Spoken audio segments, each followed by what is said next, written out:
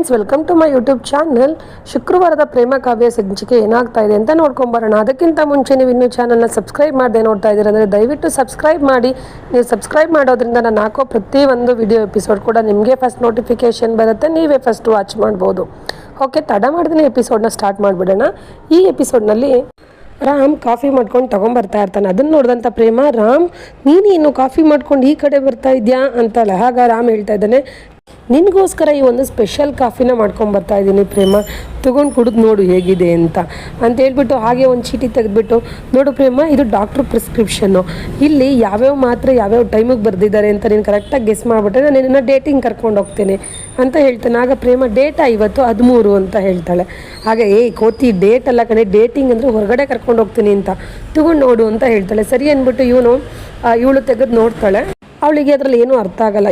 ಏನೋ ರಾಮ್, ನೀನು ಬೆಳಗ್ಗೆನೆ ಕಿಸ್ಸು ಅನ್ಕೊಂಡು ಬಂದಿದ್ಯಾ, ನಾನು ಇನ್ನೂ ದೇವ್ರ ಪೂಜೆನೂ ಸಹ ಮಾಡಿಲ್ಲ ಅಂತಾಳೆ.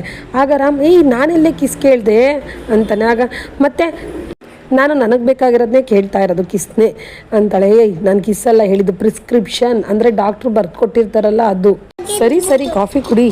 ಕಾಫಿ ಆರೋಗ್ಬಿಡುತ್ತೆ. ಮೊನ್ನೆ ನಾನು ನಿನಗೆ ಚೆನ್ನಾಗಿಲ್ಲದೆ ಹೋಗಿರೋ ಕಾಫಿ ಮಾಡಿಕೊಟ್ಟು ಬೇಜಾರು ಮಾಡಿಬಿಟ್ಟೆ, ಬಟ್ ಇವತ್ತು ನಾನು ತುಂಬ ಚೆನ್ನಾಗಿರೋ ಕಾಫಿ ನಿನಗೋಸ್ಕರನೇ ಮಾಡಿರೋದು, ತಗೊಂಡು ಕುಡಿ ಅಂತ ಹೇಳ್ತಾನೆ. ಅವಳು ಕುಡಿಯೋಕೆ ಹೋಗ್ತಾಳೆ. ಆಗ ಸ್ಟಾಪ್ ಕುಡಿಬೇಡ, ನಾನೇ ಕುಡಿಸ್ತೀನಿ ಅಂತ ಹೇಳಿ ಕುಡ್ಸೋಕೆ ಹೋಗ್ತಾನೆ. ಆಗ ಪ್ರೇಮ ಹೇಳ್ತಾ ಇದ್ದಾಳೆ, ರಾಮ್, ಈ ಕಾಫಿ ಜೊತೆ ನೀನು ಕೈ ರುಚಿನೂ ಸೇರಿ, ನೀನು ಪ್ರೀತಿ ರುಚಿನೂ ಸೇರಿ, ಇದು ಅಮೃತ ಆಗೋಗಿದೆ ರಾಮ್. ಕಾಫಿ ಕುಡಿಯೋದ್ರಲ್ಲಿ ಅಂತ ನಾನು ನಿನ್ನ ಕಣ್ಣಲ್ಲಿ ಕಣ್ಣಿಟ್ಕೊಂಡು ನೋಡ್ತಾ ಇರೋದೆ ನನಗೇನೋ ಒಂಥರ ಪ್ರಪಂಚ ಸಿಕ್ತಂಗೆ ಆಗ್ತಾಯಿದೆ ರಾಮ್, ನಾನು ತುಂಬ ಲಕ್ಕಿ ರಾಮ್ ಅಂಥೇಳಿ ಇಬ್ಬರು ಮಾತಾಡ್ತಿರ್ತಾರೆ. ಕಣ್ಣಲ್ಲಿ ಕಣ್ಣಿಟ್ಟು ನೋಡ್ಕೊಂಡು ಹಾಗೆ ಕಾಫಿ ಕುಡಿಸ್ತಾ ಇರ್ತಾನೆ. ಅಷ್ಟರಲ್ಲಿ ಕಲ್ಯಾಣಿಯವರು ಅಲ್ಲಿಗೆ ಬರ್ತಾರೆ. ಏನಪ್ಪ, ಇವತ್ತು ಕಾಫಿ ಮಾಡೋ ಜವಾಬ್ದಾರಿ ನಿಂದೇನಾ?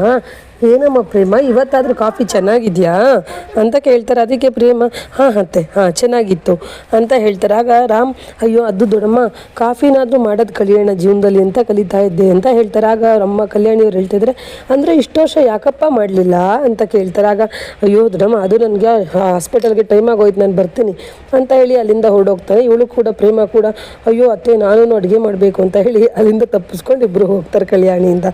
ಮತ್ತಿಲ್ಲಿ ಕಾವ್ಯ ಮಲಗಿದ ಎದ್ಬಿಟ್ಟು ಮಾದೇವ ಅಂತಾಳೆ. ಅಲ್ಲಿಗೆ ಮಾದೇವ ಬರ್ತಾನೆ. ಏನಮ್ಮಿ, ಯಾಕಮ್ಮಿ ಅಂತಾನೆ. ಮಾದೇವ, ನಾನು ಇಲ್ಲಿ ಯಾವಾಗ ಬಂದು ಮಲ್ಕೊಂಡು, ನನಗೆ ಯಾಕೋ ಒಂದೂ ಗೊತ್ತಾಗ್ತಾ ಇಲ್ಲ ಅಂತ ಹೇಳ್ತಾಳೆ. ಆಗ ಮಾದೇವ, ಏನಮ್ಮಿ ಹೇಳ್ತಾ ಇದೆಯಾ, ನೀನು ರಾತ್ರಿ ಪಾರ್ಟಿನಲ್ಲಿ ಆಡಿದ್ದು ಮಾತಾಡಿದ್ದು ಎಲ್ಲ ಮರ್ತೋಯ್ತಾ ಅಂತಾನೆ. ಇಲ್ಲ ಮಾದೇವ, ನನಗೇನೂ ನೆನಪಿಲ್ಲ, ಅದು ಯಾವುದೋ ಕೂಲ್ ಡ್ರಿಂಕ್ಸ್ ಕುಡಿದ್ಮೇಲೆ ಏನಾಯಿತು ಅಂತಲೇ ನನಗೆ ಗೊತ್ತಿಲ್ಲ ಮಾದೇವ ಅಂತ ಹೇಳ್ತಾಳೆ.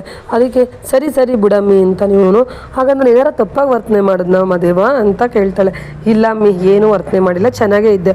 ಅದು ಸರಿ, ನೀನು ಮುಂಚೆ ಎಲ್ಲ ಗುರಿ, ನನ್ನ ಕನಸು ಅಂತೆಲ್ಲ ಮಾತಾಡ್ತಿದ್ದವಳು, ನಾನು ಸೈಂಟಿಸ್ಟ್ ಆಗಬೇಕು, ನಾನು ರಾಕೆಟ್ ಬಿಡಬೇಕು ಅಂತೆಲ್ಲ ಹೇಳ್ತಿದ್ದವಳು, ಈಗ ಅದನ್ನೆಲ್ಲ ಬಿಟ್ಬಿಟ್ಟು ಸುಮ್ಮನೆ ಆಗೋದಿಲ್ಲ ಯಾಕಮ್ಮಿ ಅಂತ ಕೇಳ್ತಾನೆ. ಆಗ ಅವಳು ಹೇಳ್ತಾ ಇದ್ದಾಳೆ, ಅಯ್ಯೋ ಮಾದೇವ, ನನಗೀಗಲೂ ನನ್ನ ಆಸೆ, ನನ್ನ ಗುರಿ ಎಲ್ಲ ಇದೆ, ಆದರೆ ಈ ಜೀವನದ ಜಂಜಾಟದಲ್ಲಿ ಏನು ಮಾಡೋದು, ಇನ್ನೇನು ನನ್ನ ಗುರಿ ಸಾಧಿಸಬೇಕು ಅನ್ನೋಷ್ಟರೊಳಗಡೆ ಈ ಮದುವೆ ಆಗೋಯ್ತು. ಮುಂಚೆ ನಮ್ಮ ಅಪ್ಪನೂ ತುಂಬ ಸಪೋರ್ಟ್ ಮಾಡ್ತಾಯಿದ್ರು ನನ್ನ ಆಸೆ ಕನಸುಗಳಿಗೆ. ಈಗ ಮದುವೆ ಆದಮೇಲೆ ನನಗೆ ಪಂಚಮಿ ಮದುವೆ ಆಗಿದ್ದು ಇನ್ಮೇಲೆ ಸುಳ್ಳು ಅತ್ಯಾಚಾರದ ಆರೋಪ ಬಂದಿದ್ದು, ಮತ್ತು ಅಕ್ಕನ್ನ ಅಲ್ಲಿಂದ ಬೆಟ್ಟದ ಮೇಲಿಂದ ತಳ್ಳಿ ಸಾಯಿಸೋಕ್ಕೆ ಪ್ರಯತ್ನ ಪಟ್ಟಿದ್ದು, ಆ ಸ್ನೇಹ ಮುಖವಾಡ ಕಳಿಸಿದ್ದು, ಇದು 1-2 ಹಬ್ಬಬ್ಬ ಈ ಜಂಜಾಟದಲ್ಲಿ ನನಗೇನು ಮಾಡೋಕ್ಕೆ ಆಗಲಿಲ್ಲ ಮಾದೇವ. ಈಗಲೂ ನನ್ನ ಗುರಿ ಆಸೆ ಎಲ್ಲ ಇದೆ, ಆದರೆ ಏನು ಮಾಡೋದು ಇದಕ್ಕೆ ಸಪೋರ್ಟ್ ಮಾಡೋಕ್ಕೆ ಅಂತ ಹೇಳ್ತಾಳೆ. ಆಗ ಮಾದೇವ, ಒಂದ್ಸಲಿ ನೀನು ಅಮ್ಮನ ಹತ್ರ ಮಾತಾಡಿ ನೋಡ್ಬೋದಲ್ಲಮ್ಮಿ ಅಂತ ಹೇಳ್ತಾನೆ.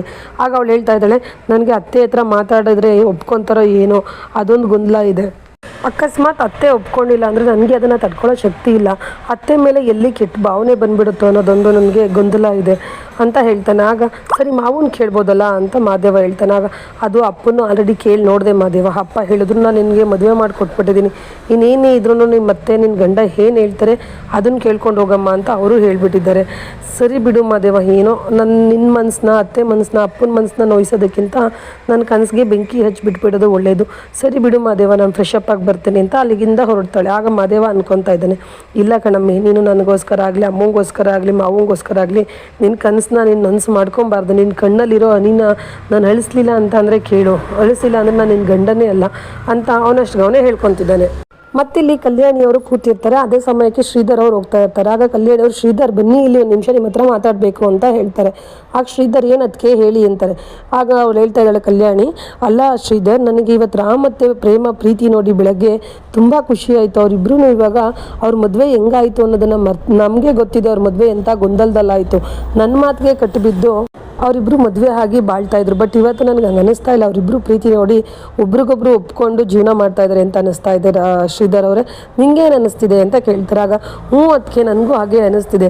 ನೆನ್ನೆ ಬರ್ತ್ಡೇ ಪಾರ್ಟಿನಲ್ಲಿ ರಾಮ್ ಮಾತಾಡಿದ್ದು ನೋಡಿ ಪ್ರೇಮ ಬಗ್ಗೆ ನನಗೆಲ್ಲ ಗೊಂದಲಗಳು ಕ್ಲಿಯರ್ ಆಗೋಗಿದೆ. ಅವರಿಬ್ಬರಿಗೆ ಸಂಪೂರ್ಣವಾಗಿ ಅನ್ಯೋನ್ಯವಾಗಿ ಜೀವನ ಮಾಡ್ತಾ ಇದ್ದಾರೆ ಅದಕ್ಕೆ ಅಂತ ಹೇಳ್ತಾರೆ. ಆಗ ಅದೇ ಶ್ರೀಧರ್ ಅವರೇ, ಇನ್ನು ತಡ ಮಾಡೋದು ಬೇಡ, ಒಳ್ಳೆ ಮುಹೂರ್ತ ನೋಡಿ ಅವರಿಬ್ರಿಗೂ ಶೋಭನ ಮಾಡಿಬಿಡೋಣ, ಅವ್ರದ್ದು ಸಂಸಾರ ಅಂತ ಶುರು ಆಗಲಿ ಅಂತ ಹೇಳ್ತಾರೆ. ಆಗ ಶ್ರೀಧರ್ ಅವರು, ಸರಿ ಅದಕ್ಕೆ ನಾನು ಇವತ್ತೇ ಹೋಗಿ ಪುರೋಹಿತ್ರ ಹತ್ರ ಮುಹೂರ್ತ ನೋಡಿ ಬರ್ಸ್ಕೊಂಬಂದ್ಬಿಡ್ತೀನಿ ಒಳ್ಳೆ ಡೇಟ್ನ, ಶೋಭನ ಸ್ಟಾರ್ಟ್ ಮಾಡೇ ಬಿಡೋಣ ಬಿಡಿ ಅದಕ್ಕೆ ಅಂತ ಹೇಳಿ ಅಲ್ಲಿಂದ ಹೊರಡ್ತಾರೆ. ಆಗ ಅದೇ ಜಾಗಕ್ಕೆ ಮಹಾದೇವ ಬರ್ತಾನೆ. ಅಮ್ಮ, ನಾನು ನಿಮ್ಮ ಹತ್ರ ಏನೋ ಒಂದು ಕೇಳಬೇಕು, ಕೇಳಲ್ಲ ಅಮ್ಮ ಅಂತಾನೆ. ಆಗ ಸರಿ ಕೇಳಪ್ಪ ಅಂತಾರೆ. ನಿಮಗೆ ಅಮ್ಮ ಮದುವೆಗೆ ಮುಂಚೆ ನಿಮಗೆ ಕನಸು ಆಸೆಗಳು ಅನ್ನೋದು ಏನಾದರೂ ಇತ್ತಾ ಅಂತ ಕೇಳ್ತಾನೆ. ಯಾಕೆ ಈಗ ಅದೆಲ್ಲ ಬಿಡು, ಬೇಡ ಅಂತ ಹೇಳ್ತಾರೆ. ಇಲ್ಲ ಅಮ್ಮ ಹೇಳಿ ಅಂತ ಹೇಳ್ತಾರೆ. ಆಗ ಕಲ್ಯಾಣಿ ಅವ್ರು ಹೇಳ್ತಾ ಇದ್ದಾರೆ, ನನಗೂ ಆಸೆ ಅನ್ನೋದಿತ್ತು, ನಾನು ಜೀವನದಲ್ಲಿ ಒಂದು ಭರತನಾಟ್ಯ ಕಲಿತು ಒಳ್ಳೆ ಡ್ಯಾನ್ಸರ್ ಆಗಬೇಕು ಅನ್ನೋ ಆಸೆ ಇತ್ತು. ಆದರೆ ಏನು ಮಾಡೋದು, ಅಷ್ಟರಲ್ಲಿ ನಿಮ್ಮಪ್ಪನ ಮದುವೆ ಆಯಿತು. ನಿಮ್ಮಪ್ಪನ ಜೊತೆ ಮದುವೆ ಆದಮೇಲೆ ನೀವೆಲ್ಲ ಹುಟ್ಟಿದ್ಮೇಲೆ ಅಪ್ಪ ತೀರೋದ್ರು. ಅದಾದಮೇಲೆ ಈ ಮನೆ ಜವಾಬ್ದಾರಿ ನಿಮ್ಮನ್ನ ಎಲ್ಲ ನೋಡ್ಕೊಳ್ಳೋದ್ರಲ್ಲಿ ನನ್ನ ಕನಸುಗಳೆಲ್ಲ ನುಚ್ಚು ನೂರಾಗೋಯ್ತು ಕಣಪ್ಪ. ಈಗ ಈ ಮನೆ ನೋಡ್ಕೊಂಡು ಹೋಗೋದೇ ಒಂದು ದೊಡ್ಡ ಜವಾಬ್ದಾರಿ ಆಗ್ಬಿಟ್ಟೈತಪ್ಪ ನನಗೆ, ಇದನ್ನೇ ನೋಡ್ಕೊಂಡು ಹೋದರೆ ಸಾಕು ಅಂತ ಹೇಳ್ತಾರೆ. ಆಗ ಮಹಾದೇವ ಹೇಳ್ತಾ ಇದ್ದಾನೆ, ಅಮ್ಮ ಅದು ಕಾವ್ಯನಿಗೂ ಆಸೆ ಕನಸುಗಳು ಎಲ್ಲ ಇದೆ, ಅವಳು ಓದಿ ಚೆನ್ನಾಗಿ ಗೋಲ್ಡ್ ಮೆಡಲ್ ಎಲ್ಲ ತಗೊಂಡಿದ್ದಾಳೆ, ನಾವು ಯಾಕೆ ಅವಳಿಗೆ ಸಪೋರ್ಟ್ ಮಾಡಬಾರ್ದು ಅಂತ ಹೇಳ್ತಾನೆ. ಆಗ ಕಲ್ಯಾಣಿ ಅವ್ರು ಹೇಳ್ತಾ ಇದ್ದಾರೆ, ಬೇಡ ಅಪ್ಪ, ಅವಳು ಓದೋದಕ್ಕೂ ನನಗೂ ಇಷ್ಟ, ಆದರೆ ಅವಳು ಇಲ್ಲಿಂದ ದೂರ ಹೋಗಿ ಓದೋದು ಅದು ಯಾವುದೂ ಬೇಡ, ಗಂಡ ಹೆಂಡತಿ ಮದುವೆ ಆದಮೇಲೆ ಜೊತೆಯಲ್ಲಿ ಇರಬೇಕು, ಅದೇ ಜೀವನ, ನನಗೇನೋ ಬೇಡ ಅನ್ಸುತ್ತಪ್ಪ ಅಂತ ಹೇಳಿ ಅಲ್ಲಿಂದ ಹೊರಟು ಹೋಗ್ತಾರೆ. ಮಹಾದೇವಂಗೆ ತುಂಬ ಬೇಜಾರಾಗಿ ಯೋಚನೆ ಮಾಡ್ತಾಯಿದ್ದೀನಿ ಏನು ಮಾಡೋದು ನೆಕ್ಸ್ಟು ಅಂತ ಹೇಳಿ. ಇಲ್ಲಿ ಕಲ್ಯಾಣಿಯವರು ಕೂಡ ಮಹಾದೇವ ಹೇಳಿದ್ದನ್ನೆಲ್ಲ ನೆನೆಸ್ಕೊಂಡು ಅಳ್ತಾ ಕುತ್ಕೊಂಡು ತನ್ನ ಕನಸುಗಳೆಲ್ಲ ನೆನೆಸ್ಕೊಂಡು ಆ ಪೆಟ್ಟಿಗೆನಲ್ಲಿಟ್ಟಿದ್ದ ಹಳೆಯ ಫೋಟೋಸ್ನೆಲ್ಲ ನೋಡಿಕೊಂಡು ಅಳ್ತಾ ಇದ್ದಾಳೆ ಅವಳು ಕೂಡ.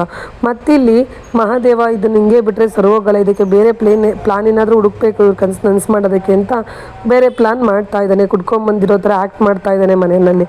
ಇದಿಷ್ಟು ಬಂದು ಪ್ರೇಮ ಕಾವ್ಯ ಶುಕ್ರವಾರದ ಸಂಚಿಕೆ. ಶನಿವಾರದ ಸಂಚಿಕೆಗಾಗಿ ಈ ಕೂಡಲೇ ಈ ಚಾನಲ್ನ ಸಬ್ಸ್ಕ್ರೈಬ್ ಮಾಡೋದನ್ನು ಮರಿಬೇಡಿ friends. Thank you for watching. Bye.